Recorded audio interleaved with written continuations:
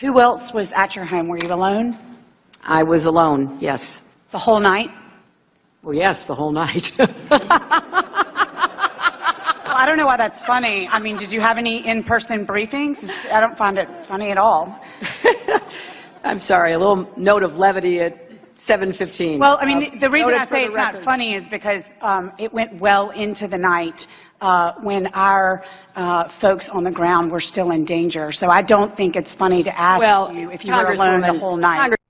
I love it. See, I love it when a female congressman asks questions of Hillary Clinton, and they're, and they get a little snarky with her and upset at her. What are they going to claim? That they're anti-woman, or they're treating her differently because she's a woman, even though the questioner is a woman? Can't do that. Save that for the old, angry white men, you see. This is Gimme 5, and here are some of the things you might have missed from the hearing that went on well into the night, and this was last night. And the congresswoman there really was great in her questioning of Hillary Clinton, who went home. She went home. While all this was going on, she left the staff or wherever she was, the State Department, and she went home. And she followed it from her house. I mean, you know what?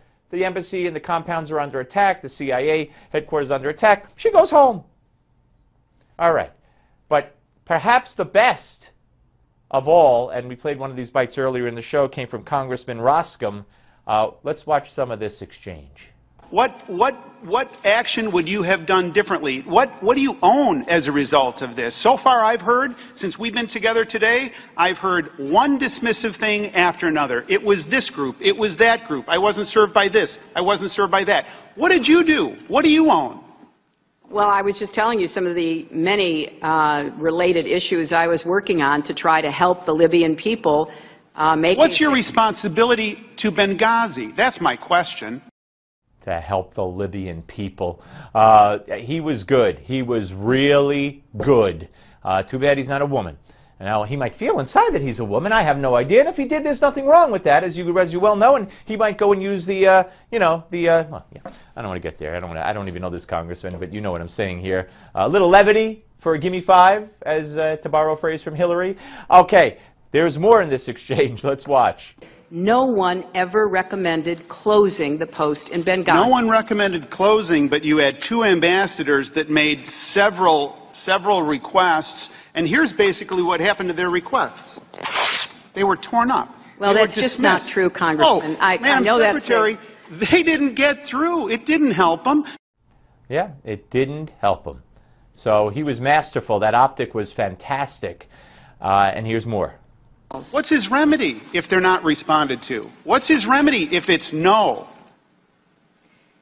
As I testified earlier, he was in regular email contact with some of my closest advisors. So hit resend, is that it? He was in regular email contact and cable contact with a number of cables didn't get through. You created an environment, Madam Secretary, where the cables couldn't get through. Now, well, that is inaccurate. Cables, as we have testified, and as they didn't get through to you. They didn't break into your inner circle. That was your testimony earlier. You can't have it both ways. You can't say all this information came into me and I was able to process it, and yet it all stops at the security professional. But she can have it both ways. She's a Clinton, you see. One more. But Secretary Clinton, I think you should have added this. Chris Stevens kept faith with the State Department that I headed, even when we broke faith with him. He accepted my invitation to serve in Benghazi, even though he was denied the security he implored us to give him. I and my colleagues were distracted by other matters and opportunities and ambitions, and we breached our fundamental duty to mitigate his danger and secure his safety, and that of Glenn Doherty, Sean Smith, and Tyrone Woods. That would be more accurate, wouldn't you say, Secretary Clinton? Of course I would not say that, and I think that it's a disservice for you to make that statement, Congressman. That she should add this to her testimony. He was brilliant. She never talked to Ambassador Stevens after the day she swore him in, not once. He did not have her email address. She told Chelsea and Egypt and Libyan officials that it was a terrorist attack. She told us it was a video. I think she did terribly. Thanks for watching.